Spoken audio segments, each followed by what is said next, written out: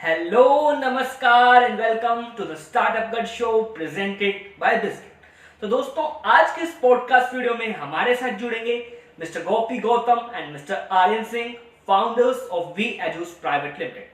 दोस्तों, V Edus is working in virtual reality in education sector. तो दोस्तों, इस पॉडकास्ट में यही डिस्कस हुआ कि किस तरह से virtual reality combined with artificial intelligence is going to play a crucial role in education sector and Indian economy in startup ecosystem। तो दोस्तों, लास्ट तक देखिएगा, ये पॉडकास्ट काफी इंटरेस्टिंग और नॉलेजेबल होने वाली है।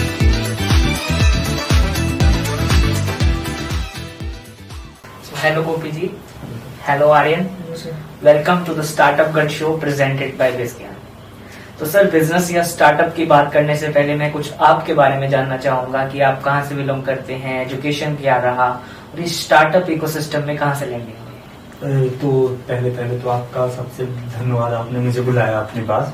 तो स्टार्ट करूंगा मैं कि मैं कहाँ से हूँ। मैं मध्य प्रदेश के रीवा जिले से हूँ। तो और एजुकेशन के बारे में जैसे हम इस पे जर्नी में आगे बढ़ेंगे, मैं सब कुछ बताता जाऊंगा पूरे डिटेल के साथ। तो रीवा से चंडीगढ़ तक का सफर हम आगे चलते चलते आपको बात करेंगे। पहले नमस्ते सबको। वैसे तो मेरा home town Uttar Pradesh UP है, जौनपुर जिला। पर बेसिकली हम जो रेसिडेंशियल हमारा एरिया है हम मुंबई में रहते हैं और सारी मेरी जैसे स्कूलिंग सिस्टम वहीं से हुई है। तो ओके सर, तो सर अभी आपका बिजनेस है वेदूस। तो सर, वेदूस में आपने जैसे पहले बात हुई तो बताया वीआर में काम कर रहे हैं। तो एक्चुअली आप वर्चुअल रियलिटी में किस तरह से काम कर रहे हैं और वर्चुअल रियलिटी है क्या, वो हमारे ऑडियंस को बताइए।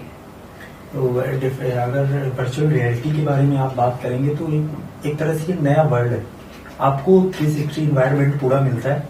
आपको ऐसा लगेगा कि आप उस दुनिया में हैं। जैसे मैंने आपको दिखाया था यूनिवर्स की वीडियो, आपको ऐसा लग रहा था कि आप उस यूनिवर्स में ही हैं। तो वर्चुअल रियलिटी ये हो गया। अब वीडियोस का जो मेन मकसद है क्या है, हम दिमाग को इन्वॉल्व करना चाहते हैं। हम नहीं चाहते कि कोई भी बैठ के 6 घंटे पढ़े, क्योंकि सिटिंग ह्यूमन माइंड सिटिंग के लिए बना ही नहीं। हम आपको इन्वॉल्व करना चाहते हैं। यहाँ से वीडियोस का वो हुआ। और इन्वॉल्व हम कैसे कर सकते हैं, हर बच्चे को अब हम स्पेस तो नहीं भेज सकते, तो हम स्पेस को जरूर वीआर पे ला सकते हैं। हमारी वर्चुअल रियलिटी यहाँ मदद कर रहा है। तो हमने वीडियोस को इसीलिए वर्चुअल रियलिटी में इन्वॉल्व किया, जिससे हम सभी बच्चों को, जो हमारे यंग, मतलब इंडिया तो यूथों का देश है, सारे दिमाग को मैं ऐसा सपना देखता हूँ कि सारे जितने भी 80 करोड़ 90 करोड़ जितने भी यूथ है ना, सब जो काम करना चाहते हैं उसमें इन्वॉल्व होके काम करें, केवल बैठ के किताब पढ़ के ना करें। ये वीडियोस का मतलब जब एजुकेशन की बात होती है तो आपने उसको वर्चुअल रियलिटी, आर्टिफिशियल इंटेलिजेंस के साथ कंबाइन किया है। हाँ बिल्कुल। मैं ये चाहता हूँ कि मैं देखता कहाँ हूँ, वीडियोस को कहाँ देखता हूँ कि आप जो सोचेंगे वो वीडियोस बना के देगा आपको कम से कम समय में। ये वीडियोस का सपना है, मतलब एजुकेशन को माइंड तक ले जाना। मतलब आपको कुछ ना करना पड़े। मैं तो यहाँ तक सोचता हूँ कि मैं अपनी कहानी बताना चाहूंगा कि जैसे मैंने बोला कि मैं मध्य प्रदेश से हूँ। मुझे एक हाई क्वालिटी एजुकेशन लेने के लिए ना, कम से कम यहाँ चंडीगढ़ सब कुछ घर छोड़ के, मतलब 3 साल 4 साल से हम यहीं, जो भी है जैसे भी है यहीं है। तो हमें एक क्वालिटी एजुकेशन लेने के लिए हमें अपना शहर छोड़ना पड़ा। किसी को भी अच्छा नहीं लगता वो अपना घर छोड़ के, क्योंकि हम 20 साल वहां रहते हैं, बहुत यादें जुड़ी होती है। त्योहारों में तो आप अगर यहाँ पे हो ना तो आप रह नहीं सकते अकेले। आपको लगेगा मैं जल्दी से जल्दी अगर घर में होता तो कितना अच्छा होता। लेकिन ये सबको सहना पड़ता है, और मुझे ही नहीं, पूरे 80 करोड़ यूथों को सहना पड़ता है। हमारे पास आज 30 करोड़ स्टूडेंट्स हैं, इन सबको सहना पड़ता है। ऐसा कोई एक स्टूडेंट नहीं होगा जिसे ये दूरी ना सहनी पड़े। ऐसा कोई भी नहीं है कि जो अपने स्टेट से खुश हो। अब हम सपना क्या दिखा रहे हैं कि मैं चंडीगढ़ को ही मध्य प्रदेश के रीवा में पहुंचा दूंगा, और ये वीआर पॉसिबल कर रहा है। तो मतलब हम 360 सिर्फ कंटेंट ही नहीं देते, पूरा एजुकेशन ही 360 देते हैं। चाहे वो चेन्नई का एजुकेशन सिस्टम हो, MIT का, चाहे कहीं का भी एजुकेशन हो, हम सब आपके घर के अंदर ला देंगे वीआर। तो सर, जैसे भी चैट जीपीटी आया उसके बाद से एआई का एक क्रेज चल चुका है। मतलब लोग समझना चाह रहे हैं कि आर्टिफिशियल इंटेलिजेंस क्या है, वर्चुअल रियलिटी क्या है। तो अभी एजुकेशन सेक्टर में भी आप इंटीग्रेट कर रहे हैं। तो जो आर्टिफिशियल इंटेलिजेंस है, मशीन लर्निंग है, जो आजकल नई टर्म्स चली हैं, वो एजुकेशन सेक्टर में किस तरह से आने वाले 10 साल में रोल प्ले करेंगी, वो बताइए। हाँ, सबसे इम्पोर्टेंट बात तो वर्चुअल रियलिटी आपको समझाने में मदद करेगा। अब एआई क्या करेगा? अब हमें सवाल ये उठता है कि वीआर में एआई क्या करेगा? एआई तो बनाता है ना चीजें, हाँ तो बहुत अच्छा सोचा आपने, एआई बनाता है चीजें तो हमें मदद करेगा, वो जो हम चीजें बनाएंगे वो एआई बहुत आसान कर देता है। इवन 99.9% जो गेमिंग इंडस्ट्री है ना, जनरेटिव एआई के बाद सबने एआई में शिफ्ट करते हैं। यहाँ तक कि एनवीडिया ने अपना पूरा सिस्टम ओमनीवर्स, आप चेक करिएगा गूगल पे जाके, ओमनीवर्स निकाला है जो कि मतलब फैबुलस है। आप लिखिए इन्वायरमेंट जनरेट होता है। अभी तक आपको इन्वायरमेंट करने के लिए modelling, testing, lightning, camera setting सब कुछ करना पड़ता था। एक मैं बताता हूँ, अपनी स्टोरी बताता हूँ, मतलब इसमें मुझे 7 मिनट की एनिमेटेड वीडियो बनाने के लिए ना केवल मतलब ये समझिए 60,000 रुपए देने पड़े थे 7 मिनट की वीडियो बनाने के लिए। और उसमें था क्या, एक प्लेन का मॉडल था और वो उड़ता हुआ जा रहा था और उसे बस आगे इंजन खोलना था। इस वीडियो के लिए मैंने 60,000 रुपए दिए। बहुत बुरा लगा मुझे क्योंकि मैंने अपने पैसे दिए थे वो। तो मैंने कहा कि ऐसे तो बिल्कुल भी नहीं चलने वाला, ये सोल्यूशन ही नहीं है। यहाँ तक कि मैं तो यहाँ तक चैलेंज कर सकता हूँ कि एप्पल भी आ जाए ना ऐसे, वो भी लॉस लेके ही जाएगा। सोल्यूशन इसका कहाँ है, केवल एआई में सोल्यूशन। तो पहली बात तो एआई हमें बैकएंड में मदद कर रहा है। अब दूसरी बात की, अब एज ए कंज्यूमर आपको क्या मदद कर रहा है। अब जैसा हमने बोला कि वीआर आप तो देख तो सकते हो, आपको पता लगा नहीं लगा ये नहीं बता सकते आप। एग्जाम सिस्टम आपको पूरा 1000 साल में उठा के देखे लो, केवल आपकी काबिलियत चेक करने के लिए एग्जाम सेंटर बनाए, एग्जाम देना पड़ता है आपको। अब आपको मैं बोलूं कि लिखो, तो मुझे नहीं लगता कि 21वीं मतलब जनजी को आप लिखा के मानो लिखाओगे, उसका इंटरेस्ट ही नहीं है एक शब्द लिखने में। हम तो वॉइस चैट भेजते हैं, हम तो कहते हैं वीडियो कॉल कर लो, हम तो कहते हैं हमें अपने घर में नहीं बोला जाता, हम लिख के क्या आएंगे, तो ये संभव ही नहीं। तो अब ऐसा सोचिए कि आपने जो पढ़ा कितने ध्यान से पढ़ा, कैसा पढ़ा, आपने टेस्ट में कितने सेकंड में हुए। अब इसका एग्जांपल मैं दूंगा, ये सक्सेस क्यों होगा।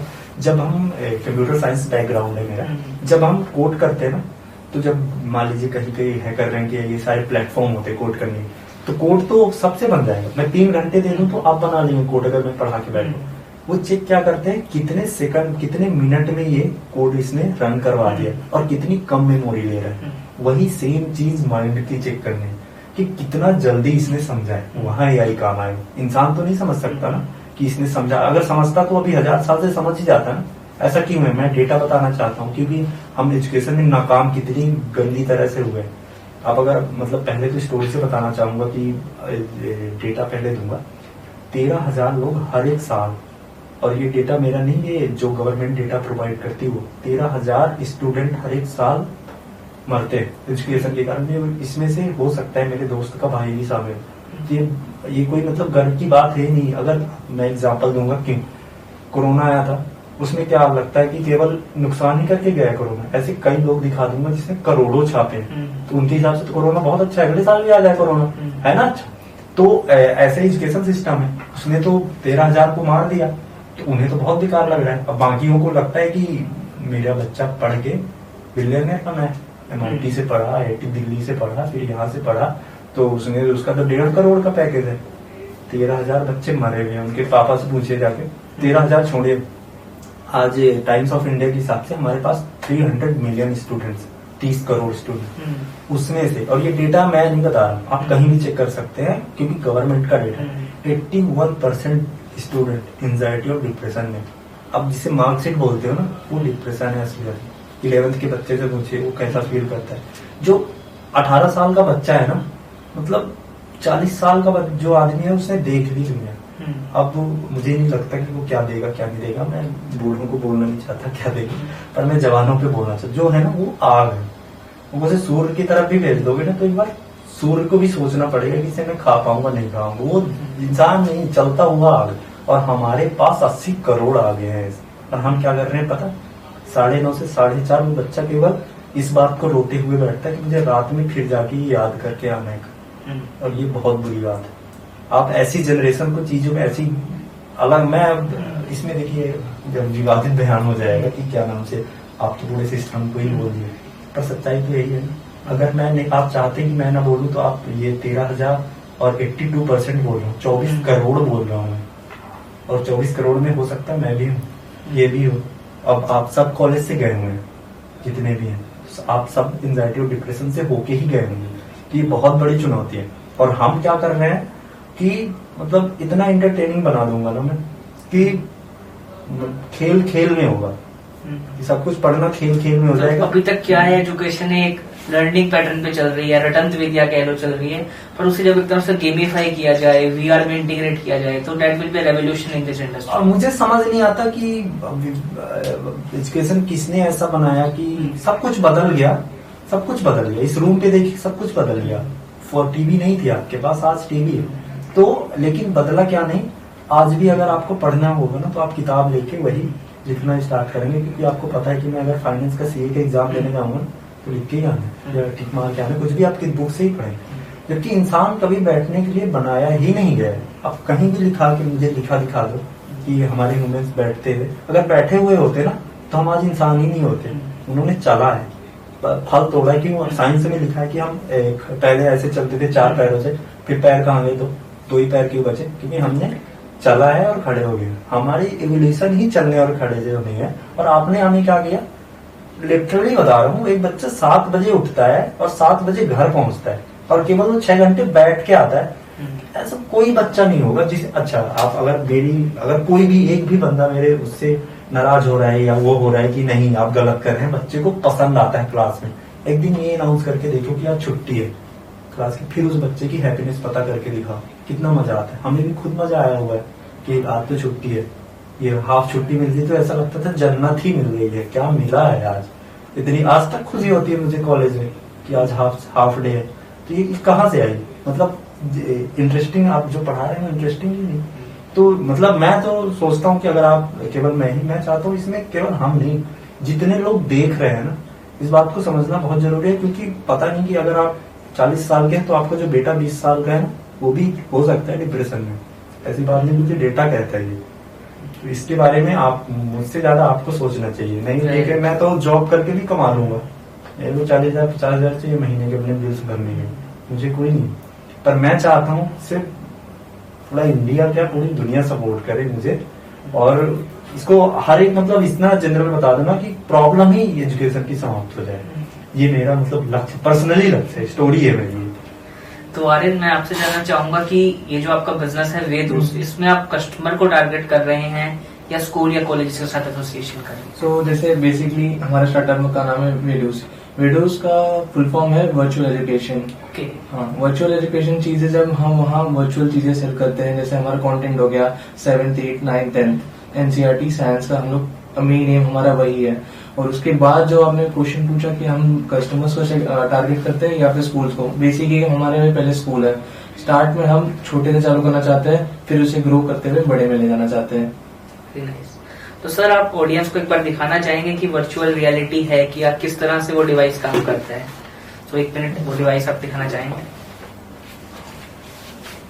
तो एक बार इस डिवाइस के बारे में आप कुछ बताइए कि किस तरह से काम करता है। ये VR हेडसेट होता है, एक्चुअली ये हमारा नहीं है, ये अभी हम परचेज करते हैं, पर हम प्लान कर रहे हैं कि हम इंडिया में प्रोड्यूस कर पाए और गवर्नमेंट की हिसाब से हम कर पाएंगे। 1-2 साल में हम जरूर कर पाएंगे, तो हमारा प्लान है कि हम इसे बना पाए। अभी के लिए हम परचेज करते हैं। तो ये केवल एग्जैक्ट ये फोन की तरह है। फोन आप हाथ में चलाते हो, इसे आंख में पड़ती है, क्योंकि 360 व्यू देखना है ना आपको, तो हाथ में तो 360 दिखेगा नहीं, इसे आपको आंख में लगाना पड़ेगा। तो मैं कह सकता हूँ मोबाइल को चश्मे के रूप में डाल देंगे। हाँ, बस इसे अब हल्का करना है, ये प्रॉब्लम है और इसका सोल्यूशन आ जाएगा। तो ये VR फोन का ही है। ओके, तो सर अभी आपका ये जो बिजनेस है इसमें किस तरह के चैलेंजेस का सामना कर रहे हैं? सबसे पहला चैलेंज जो मैंने स्टार्टिंग में बताया, जिसने AI आपको कहानी बताई थी ना, 60,000 रुपए मेरे 7 मिनट के कंटेंट में लगे। और आपको और कहानी बताता हूँ, अगर मैं आज 7th की NCERT का बुक का कॉन्सेप्ट लेके जाऊँ मैं किसी थर्ड पार्टी से और बोलूँ कि मेरे लिए कंटेंट बना दो, तो पता कितने प्राइस जोड़े? 2 करोड़ जितना की वैल्यू। मुझे जोड़ते जोड़ते शायद मैं अगर काम करना इतना मोटिवेटेड होके यंग हूँ ना, तो मोटिवेटेड होके काम करने बैठूँ ना तो 20 साल लग जाएंगे 2 करोड़ रुपए ढूंढते ढूंढते। 20 साल बाद मेरा प्लान आएगा। ये तो सक्सेस ही नहीं, सबसे बड़ा चैलेंज कंटेंट बना के दिखा दो। एनिमेटर तो ऐसे बोलते हैं, आप किसी जनरल एनिमेटर फ्रीलांसर से आप पूछना किसी वेबसाइट में जाके कि मुझे 1 मिनट का ये एनिमेटेड वीडियो बनाना है, पता कितनी प्राइस बताएगा? 1.5 लाख रुपए स्टार्ट करेगा। बोलेगा सर ये तुम्हें दे ही नहीं सकता, 1 महीने में दूंगा मैं 1.5 लाख। सबसे बड़ा चैलेंज 3 सेकंड का एनिमेटेड वीडियो 24 घंटे में रेंडर होके आता है। और हमारे पास तो मशीन भी नहीं है, इसमें मशीन्स लगती हैं, बहुत तगड़ी मशीन्स लगती है, क्योंकि कंप्यूटर आपको बहुत। इस चैलेंज को सर ओवरकम किस तरह से कर रहे हैं? How are you reducing the cost? इसमें क्या होता है कि VR समझिए, ये VR 6 टॉप है। जैसे मैंने आपको बताया था 6 टॉप क्या होता है, 3 टॉप क्या होता है। 3 डॉफ होता है 3 डायमेंशन ऑफ फ्रीडम, 6 डॉफ होता है 6 डायमेंशन ऑफ फ्रीडम। अगर आपको सिर्फ वीडियो देखनी है तो वो 3 डॉफ होता है, अगर उसके अंदर जाके आपको कुछ करना भी है तो 6 डॉफ होता है। तो 3 डॉफ बनाना, कंटेंट बनाना एआई ने बहुत आसान कर दिया है। आप मैं कुछ कंपनियों का नाम लेना चाहूंगा, ब्लॉकेट लैब्स करके, लूमन लैब्स करके, ओमनीवर्स करके, ये सारी चीजें हैं। ये क्या करती हैं, आप जैसे चैट जीपीटी पे होता है ना, आप शब्द लिखो, प्रॉम्प्ट डालो, उसमें 10 लाइन 20 लाइन जितने की आप जो चाहते हो वो दे देते हैं। वैसे ही चीज आप शब्द डालो, वही चीज जनरेट करके दे दो। तो 3 डॉफ कंटेंट बनाना बहुत आसान है। तो ये एआई ने हमारी मदद की। जैसे आपने पूछा था ना एआई कैसे मदद कर रहा है, तो एआई यहाँ मदद कर रहा है। और जैसे मैंने बताया था कि 99% जितने गेमिंग इंडस्ट्रीज हैं सब इस पे जा रहे हैं, क्योंकि बहुत आसान कर दिया उन्होंने कंटेंट बनाना। मैं तो चाहूंगा कि मैं दिखा पाऊँ कि कंटेंट कैसे बना सकते हैं, बस लिखना होता है, वर्ड बन के आ जाता है। तो 3 डॉट बनाना तो बहुत आसान हो चुका। आप 2 लोग 3 जैसे वेबसाइट बनाना आसान था, वैसे ही कंटेंट बनाना आसान। 6 डॉट स्टिल मतलब अभी भी बहुत हुआ है, क्योंकि उसमें कोडिंग लगती है और अभी कोडिंग इंटरप्रेटर इतने अच्छे हुए नहीं। अगर मैं बात करूं chat GPT coding interpreter chat GPT 4 की, तो वो भी 87 ऐसे कुछ 83 ऐसे एक्यूरेट है, जबकि हमें 100% चाहिए। अगर आप 83 वाला कोड यूज करोगे ना जो इतना एक्यूरेट है, तो आपको बग सॉल्व करते ही 2 घंटे 3 घंटे लग जाएंगे। इतना उससे कम कोड लिखने में लगेगा, तो वो सोल्यूशन नहीं है ना। तो वहाँ बस 1-2 साल में कंपनियां हैं, हम उन्हीं की उम्मीद में लगे कि वो कर ले, तो हम भी कर ले। तो आर्यन, जैसे आप वीआर टेक्नोलॉजी में अपनी एजुकेशन इंडस्ट्री को इंटीग्रेट कर रहे हो, तो आपको नहीं लगता जो बड़े कॉम्पिटिटर्स हैं अनअकैडमी, बायजूस, वेदांतु, वो भी सेगमेंट में आ जाएंगे? बेसिकली जो बेस्ट रहता है वही टिकता है। तो हमारा मेन एम है बेस्ट बनाना। जो अगर हम बेस्ट है तो हमारे कॉम्पिटिटर हमारी बीट नहीं कर पाएंगे। अगर वो इन केस जैसे आपने बोला बायजूस बोले, वो पहले उनका एम अभी ये नहीं है। और अगर फिलहाल अगर हम 5 से 6 साल बाद का ये चीज देखें, ये चीज अगर आप 5 से 6 साल बाद पूछते हैं, तो बेस्ट जो रहेगा मार्केट में वही टिकेगा। इसका सवाल मेरे से पूछिए, मैं इसका जवाब देना चाहता हूँ, सबको देना चाहता हूँ कि वो ऑफकोर्स सोच रहे होंगे 20 साल का है क्या कर लेगा। जो अंबानी जी आएंगे ना 90 बिलियन, उनके पास रिसोर्स भी है, पैसा भी है, वो जिस दिन आएंगे 90 बिलियन लेके उस दिन तूफान आएगा, ऐसा सोचते हैं। क्योंकि जब टेलीकॉम इंडस्ट्री की बात आई तो एक दिन में एयरटेल को पीछे कर दिया, वोडाफोन आइडिया खत्म हो गया, एयरटेल जैसे को तूफान को कर दिया। तो अंबानी जी के सामने तो मैं नाम ले रहा हूँ, यही शर्मिंदगी होने लग रही होगी कि ये छोटा सा लड़का मेरा नाम ले रहा है। तो मैं ये बोलूंगा कि अगर मैं बात करूँ कि सरकार है, तो कहाँ है सरकार, दिखाओ सरकार। ऐसे कोई है कि सरकार बन के आए? क्या सरकार को कौन बनाते हैं? लोग बनाते। कोई आपकी बीज गया है, उसको किसने बनाया? आपको इसलिए बीज गया है। तो जो कंपनी है ना वो लोग होते हैं कंपनी। कभी भी कोई कंपनी पर्टिकुलरली नहीं होती, उसके इंसान तय करते हैं, उसके जो मैनेजिंग डायरेक्टर्स हैं वो तय करते हैं कहाँ ले जाना है कंपनी को। तो मेरा इंडस्ट्री रिलायंस पे कोई कंट्रोल नहीं है, मैं उसके बारे में क्यों सोचूंगा? मेरा कंट्रोल मेरे ऊपर है, मैं कितना अच्छा प्रोड्यूस कर सकता हूँ और मैं मतलब रात दिन लगा सकता हूँ उन्हें पीछे करने के लिए। ये मेरा भरोसा है और ये इस पे मेरा कंट्रोल, और ये मैं कर सकता हूँ। इसलिए मैं सोचता हूँ कि वो जब इंडस्ट्री में आएंगे ना तो मैं बैठा होऊंगा कि मैं हूँ इंडस्ट्री में, मुझे अब तुम पीछे करके दिखा। तुम उस इंडस्ट्री के शेर होगे, इस इंडस्ट्री के मैं हूँ, तो अब पीछे करके दिखा मुझे।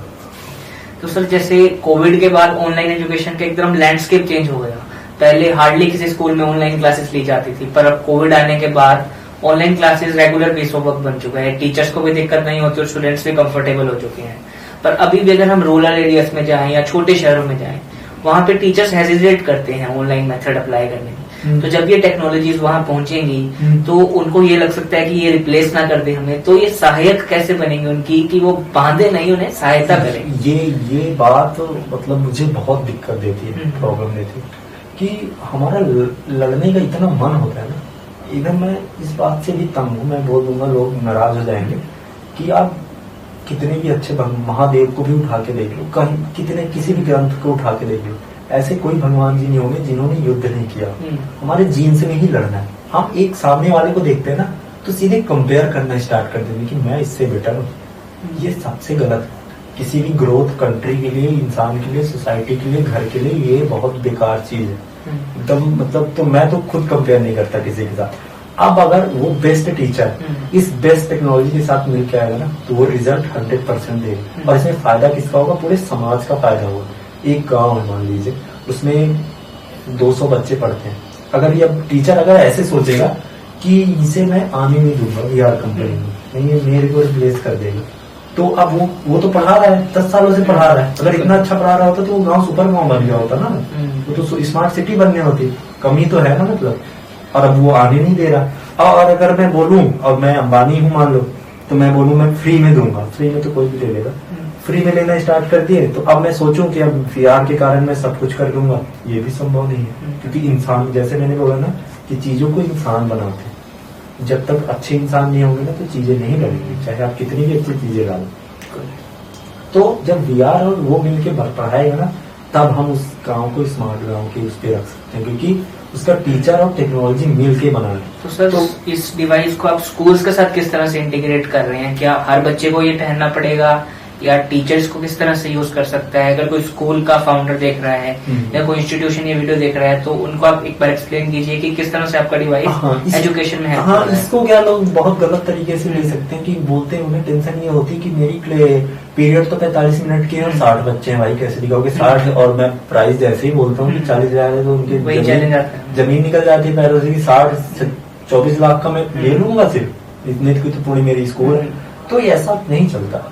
आप तो हम ऐसा देते ही नहीं है, ये भी पता है फ्लॉप मॉडल होगा। तो हम जैसे आपकी फीस है ना, आपकी स्कूल की फीस है 5,000 या 4,000 जो भी, तो हम साइंस सब्जेक्ट जो भी है वो 400-500 पर मंथ सब्सक्रिप्शन बेसिस पे देते हैं, जिससे आपको भी कोई लोड न पड़े, है ना। तो सब्सक्रिप्शन बेस्ड प्लान हमारा होता है। और होता क्या है कि जो सब्जेक्ट होता है, जो क्लास होती है वो 1 साल की होती है। अब किसने ये कह दिया कि तुम्हें VR का एक दिन में ही सारा कुछ पढ़ाना है?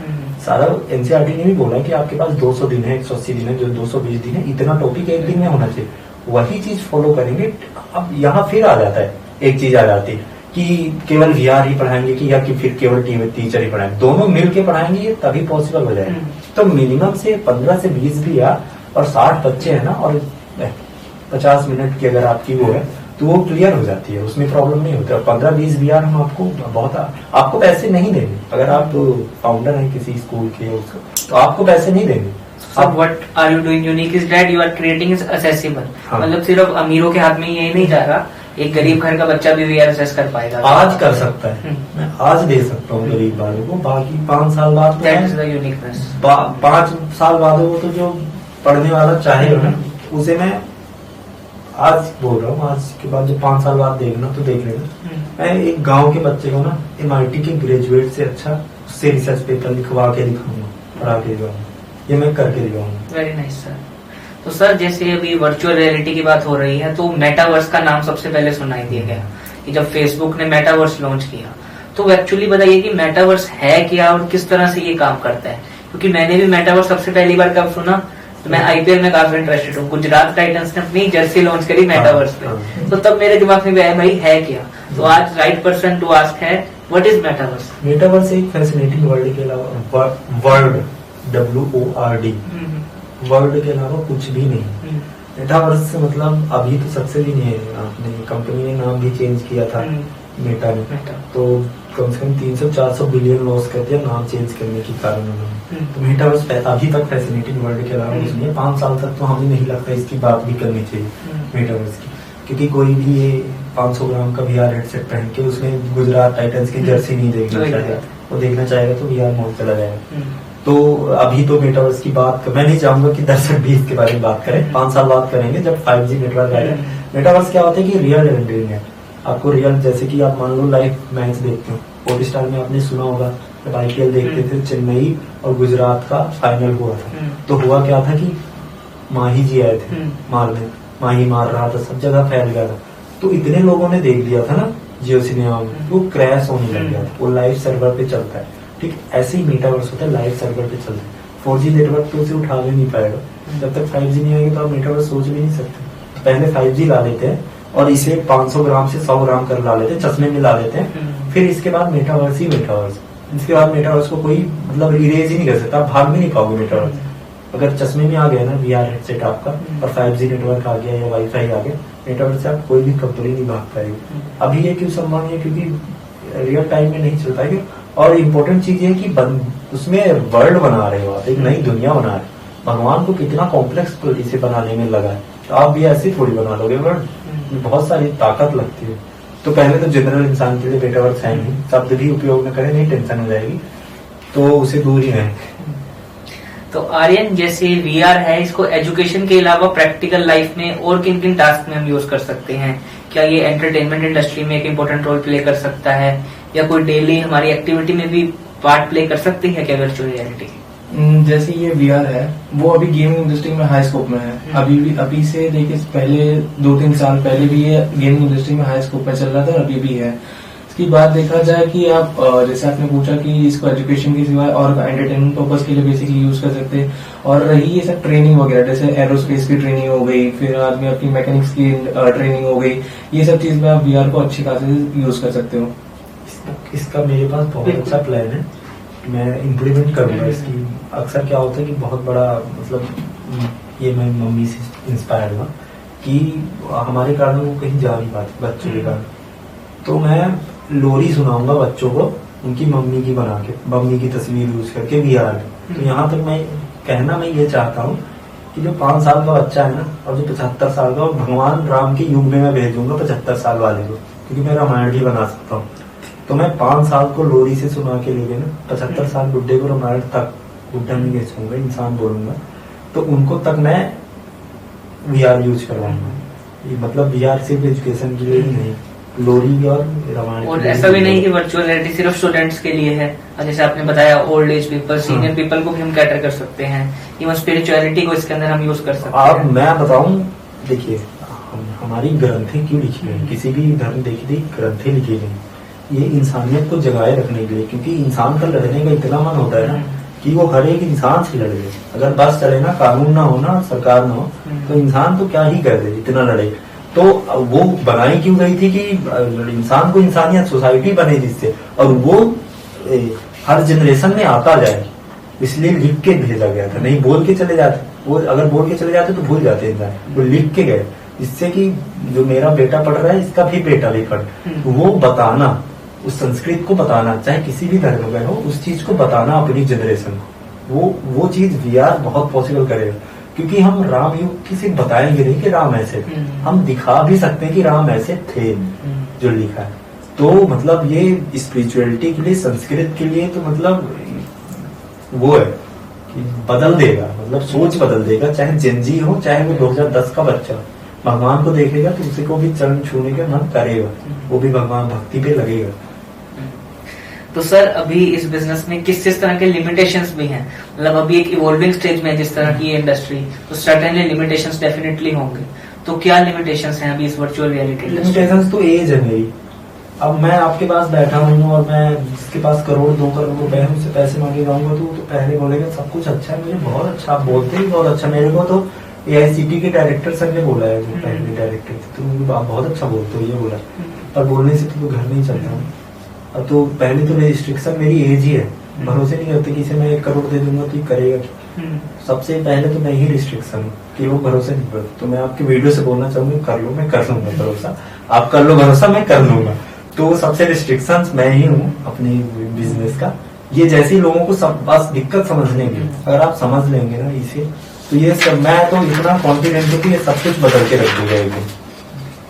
तो सर अगले 10 साल में इंडियन एजुकेशन इंडस्ट्री को कहाँ पर देखते हो? आप दोनों के लिए अगले 10 साल में इंडिया तो बेसिकली 2033 तक इंडिया की ना ही सिर्फ जितने भी IMF लोगों ने ग्रोथ का वो लगाया है, तो मैं ग्रोथ का हिसाब इससे लगाता हूँ कि हम एजुकेटेड कितने हैं। इंडिया तो 100% एजुकेटेड है। इसके बाद आप ग्रोथ देखिएगा, इकोनॉमी की ग्रोथ देखिएगा, लाइफ स्टाइल की ग्रोथ देखिएगा, सबकी।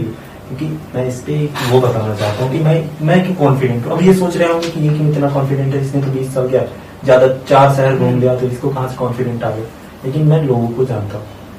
अब नेल्सन मंडेला ले लो, महात्मा गांधी ले लो, अब्राहम लिंकन ले लो, चलो मॉडर्न डे बता देता हूँ, इलॉन मस्क ले लो, किसी को भी ले लो, एक चीज सब में कॉमन है। ये सब अलग अलग देखते हैं, चे गुएरा को भी ले लो, सबने एक बात कॉमन कही, एजुकेशन से बड़ा कुछ भी नहीं है। एजुकेशन सब कुछ बदल सकता है और ये रियलिटी है, सब कुछ बदल सकता है। लेकिन हमारे पास वो एजुकेशन ही नहीं है जो सब कुछ बदल दे। तो हम जिस दिन 2033 में हम जो आप कहते हैं ना कि क्या हुआ, जब हम 100% एजुकेटेड हो जाएंगे तो 50 ट्रिलियन तो सोचिए सब कुछ हमारे पास ही होगा। क्योंकि हमारे पास तो पहली बात तो 80 करोड़ यूथ है, उसे हरा पाना तो नामुमकिन होगा। और वो एजुकेटेड यूथ है जिसे क्वांटम तो छोड़ दीजिए, यूनिवर्स में आईएसएस में बैठ के एक नया आईएसएस वेनस में बना रहा होगा, ऐसा यूथ होगा हमारे पास। तो जब यूनिवर्स को पता था कि अगर मैं डोमिनेंस दे दूंगी तो ये तो डोमिनेंस दिखाएंगे, जैसे शेर को शेर बना दिया, अब वो हिरण को तो खा ही जाएगा, ये तो सबको पता है, तो क्यों दिया भाई डोमिनेंस, नेचर क्यों देगा ऐसा। तो इंसान को जब पता था कि मैं इसे ऐसी बुद्धि दे रहा हूँ तो ये सब कुछ कर देगा, क्यों दिया। जब अब हम कर क्या रहे हैं बदले में, हमें अगर देखा जाए यूनिवर्स के कॉन्टेक्स्ट से देखोगे ना, हमें केवल 4 घंटे आए हुए हैं और हमने 4 घंटे में आधा जंगल साफ कर दिया। जब उन्हें उसे पता था नेचर को कि ये इसे मैं डोमिनेंस दे रहा हूँ, इतने दिमाग दे रहा हूँ। मैं कभी कभी इस बात पे आश्चर्य हो जाता हूँ, मैं अभी गर्मी में ही खोज के निकाला हूँ कि मतलब हम डिहाइड्रेटेड हो जाते हैं, उसको हमें हाइड्रेटेड बनाने के लिए हमें तरबूजा तक दिया गया है नेचर में, हमें जिस चीज की जरूरत पड़ी एक छोटी चीज तक दी गई है, इतना ध्यान किस लिए क्यों रखा जा रहा है। जबकि हम काट भी रहे हैं, पेड़ों को भी काट रहे हैं, हम पता नहीं क्या क्या काट रहे हैं, तो वो भी काट रहे हैं, लेकिन फिर भी नेचर हमें बचाया जा रहा है, ऐसा क्यों। हमसे चाहता क्या है।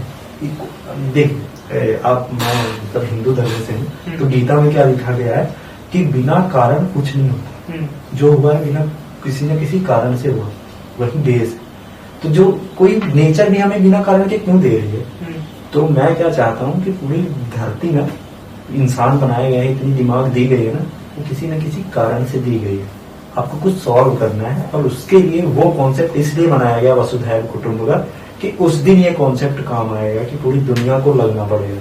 तो मैंने बताया था ना ये थोड़ा फिल्मी हो जाएगा, तो थोड़ी फिल्मी हो गया कि क्या नाम से पूरी दुनिया, अब सोचिए 8 बिलियन लोग लगे हैं एक प्रॉब्लम को सॉल्व करने के लिए, तो वही आज स्थिति है, सबको आना पड़ेगा। तो वीडियोस सिर्फ इंडिया को ही नहीं सॉल्व करेगा, 10 सालों की बात हो रही है ना, तो मैं 10 सालों के बाद की बात कर रहा हूँ। तो वहाँ हम पूरी दुनिया में होंगे और हम सबको एकजुट कर रहे होंगे, और हम कॉन्फिडेंट क्यों है क्योंकि टेक्नोलॉजी ने दुनिया बदली और हमें भरोसा है कि ये इस बार भी बदलेगी। अब जब 1920 से 2020 में ऐसा बदला है, तो 2120 में भी कुछ बदलेगा। तो वहाँ पे हम हो, ये हम वीडियोस का जमाना है कि हम एजुकेशन हो वहाँ पे। ऐसा नहीं कि 1920 में हम पेड़ के नीचे बैठते थे, अब हम छत के नीचे बैठे, यही बदला है और कुछ क्या बदला है। पहले अगर ज्यादा से ज्यादा होते तो पेड़ के नीचे ही तो बैठते थे चबूतरे में, अब हम अच्छे पंखों में एसी में बैठते, बस यही बदला है, सब कुछ वही है एजुकेशन में। अब हम बदला चाहते कि 2120 में अब हम बैठे ना कम से कम। मैं ऐसे 1000 रिसर्च दिखा सकता हूँ कि बैठना मतलब मत बैठो, क्यों बैठते हो तुम, बैठने के लिए बनाने के पैर क्यों दिया गया है। तो मतलब लोगों का सब कुछ हिला हुआ है, सही बताऊँ ना, मतलब शरीर में हिल चुका है शरीर, क्यों बैठने के कारण। इतनी बड़ी प्रॉब्लम कोई समझ ही नहीं रहा, मैं अकेले समझा रहा हूँ सबको कि मत बैठो मत बैठो मत बैठो। मैं सोल्यूशन ला रहा हूँ, पर 40 साल बाद मेरी प्रॉब्लम क्या है, अब मैं ओवरऑल समझ ही लेता हूँ, ठीक है। पैसा किनके पास है इंडिया में, जो एज 20 साल का ऐसा कौन है जिसके पास 1 करोड़ 2 करोड़, बहुत कम है। 40 साल के बंदे के पास हुए, और वो कब पढ़ा है पता है, 1990 में उसने कॉलेज किया। अब उसे 2020 के बारे में एक ऐसा कौन से, आप छोड़िए प्राइवेट कॉलेज का चांसलर उठा के देख लीजिए या पीवीसी उठा के दीजिए, पूछ लीजिए 1 साल में कितनी बार क्लास में बैठा है, एक भी लेक्चर लिया, ऐसा कोई हो ना बता दीजिएगा कमेंट में, आप मेरे को भेज दीजिएगा। कोई नहीं होगा ऐसा जो क्लास में बैठा। जब आप बैठे नहीं हो तो कहाँ से पता लगेगा, बैठा तो मैं हूँ ना, तो मेरी बात सुनो ना। और वो 40 साल का आदमी मेरे पे भरोसा ही नहीं, क्योंकि अभी तो ऐसे कहता बहुत अच्छा लगता है मेरे को सुनने में, बहुत अच्छा आपने बनाया है। मैं चाहता हूँ कि इंडिया की यूथ ऐसे ही आगे बढ़े, पर चाहने से क्या होता है, आप तो आओ, आप तो समझो, आप लेके कहाँ जाओगे, पैसा लेके कहाँ जाओगे। तो मैं आपके उससे बोलना चाहूंगा कि मेरे पास आओ, मेरे पास सोल्यूशन है, मेरे पास टेक्नोलॉजी है, मेरे पास काम करने का जज्बा है, मेरे पास स्टोरी है, सब है मेरे पास। तो भरोसा दिखाने का वक्त आज है। बेसिकली जैसे मैंने लो गोल्स फेस किए, मैंने चीजें अपने कॉलेज लाइफ में फेस की, अपने स्कूल लाइफ में फेस की, तो मैं वो नहीं चाहता कि आगे वाला जनरेशन आने वाली वो चीज फेस करे, इसलिए मैं ये चीज पे वर्क करता हूँ। मैं एक स्टोरी बताना चाहता हूँ मेरी बहन की। रिसेंटली उसने 10th पास की, अभी 94% लाए, जो बहुत गुड है, बहुत अच्छी चीज है। उसने, मैं जेई के लिए प्रैक्टिस करा रहा था पहले, आज से 3-4 साल पहले, जो कि मुझसे फिलहाल नहीं हो पाया, मैं ऐसे पढ़ने में इतना अच्छा नहीं था और मुझसे हो भी नहीं पाया। तो मैंने मुझे एक सजेशन दिया कि जेई के पीछे मत जाओ, तुम 11th 12th में कुछ नया सीखो, और उसके बाद चीजें आगे बढ़ो और अपनी स्कोर, अगर तुम्हें इंजीनियरिंग करना है तो अच्छी चीजें स्कोप, वहां से स्कोप लेके अपने आगे चीजें निकाल लो। और उन्होंने नहीं बोला, उन्होंने बोला कि एक ट्रेंड फॉलो हो गया है कि जेई करो और अच्छे से आईआईटी में जाओ और वहां पे चीजें अपनी बढ़िया से बना लो, पैकेज ले लो, पे सेटल हो जाओ। तो ये चीज मतलब सब ट्रेंड बन चुका है। इसी ट्रेंड को मुझे ब्रेक करना है कि यही नहीं होता कि जो बच्चा जेई क्रैक करेगा वही अच्छा बनेगा। जरूरी नहीं है, सब प्राइवेट कॉलेज से भी पढ़ते हैं और प्राइवेट चीजें भी करते हैं, वो अच्छी चलती है उनकी। Very nice.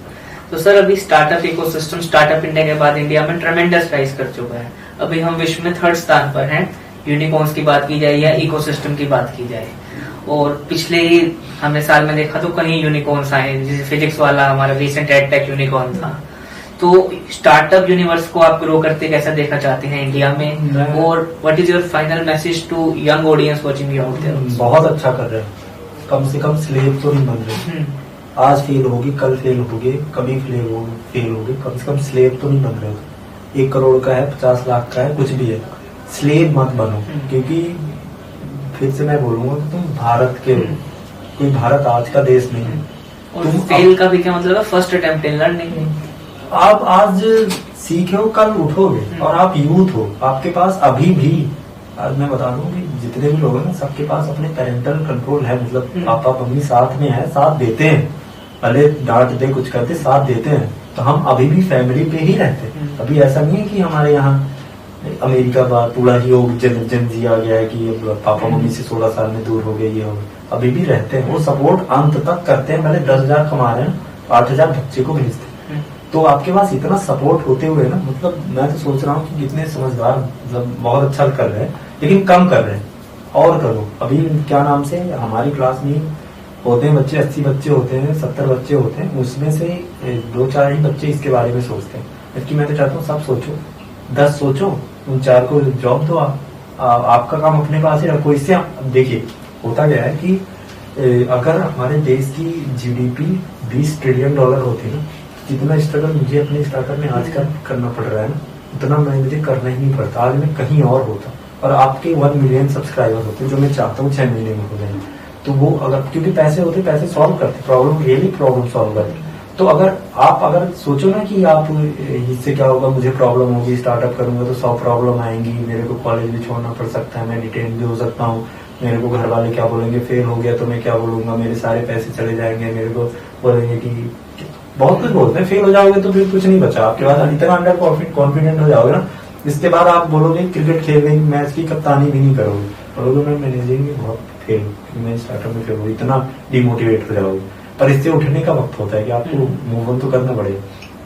तो हमें क्या चाहिए कि अब इन सब चीजों को छोड़ दो कि फेल हो जाऊंगा, ये हो जाऊंगा। जब बनाने पे ध्यान दो कि तुम क्या कर सकते हो, क्योंकि तुम केवल अपने लिए नहीं कर रहे। एक बार सोच के देखो, अगर इंडिया की जीडीपी आज $20 ट्रिलियन होती ना, तो जितना तुम्हें स्ट्रगल करना पड़ रहा है, या जितना मुझे, या जितना इन्हें, या जितना आपको करना पड़ रहा है, किसी को नहीं करना पड़ता। बहुत चीजें आसान हो जाती। कम से कम तुम तो नहीं हो, तो तुम्हारे बच्चे तो ये देख रहे कि उन्हें प्रॉब्लम ना हो। तो अपने लिए मत बनाओ, अपने लिए मत लड़ो। कम से कम लड़कों के लिए, अपने बच्चों के लिए, अपने, चलो मत करना शादी, अपने भतीजे के लिए कर लो, या अपने चलो भांजे के लिए कर लो, किसी के लिए तो कर लो। वो भी तो खुश रहे तो तुम भी तो खुश ही होगे, तो उनके लिए कर लो, बना लो कुछ।